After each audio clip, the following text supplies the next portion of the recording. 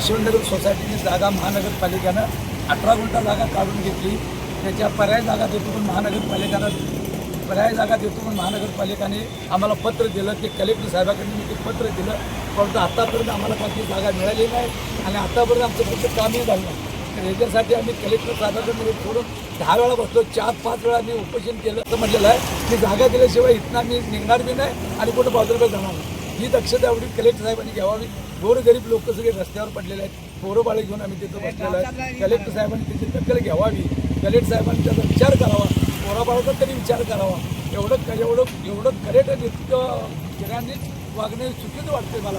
Collector साहेबांनी त्याचा विचार केला पाहिजे. कोल्हापुरात अनोखे उपोषण. बहुजन परिवर्तन पार्टी प्रणित महाराष्ट्र राज्य महिला बचाव समिती यांच्या वतीने यशवंत गृहनिर्माण संस्थेचे जिल्हाधिकार्यालयासमोर आमरण उपोषण.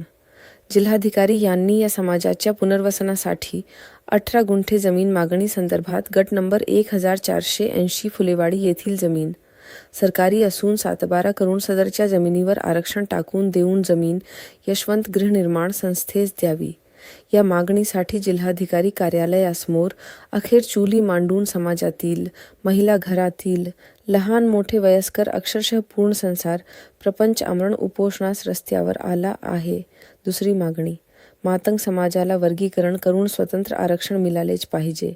मागणीसाठी या ठिकाणी आमरण उपोषण सुरू आहे.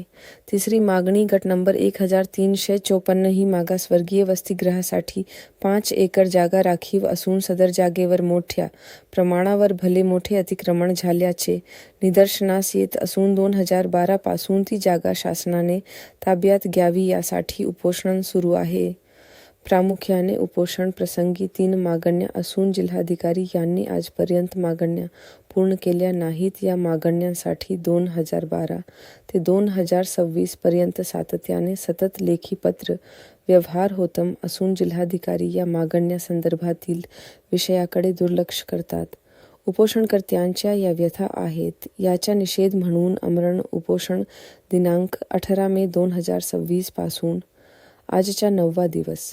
या प्रसंगी बाजीराव नाईक, दादा जगताप, मनीषा नाईक, सुशीला जगताप, उमेश इंगोले, श्रावण शिंदे, युवराज शिंदे, जवलपास तिनसे लोक चुल्ली मांडून जिल्हाधिकारी कार्यालयाच्या समोर संसार मांडला आहे. वेदिका न्यूज प्रतिनिधी रुपाली चव्हाण, कोल्हापूर.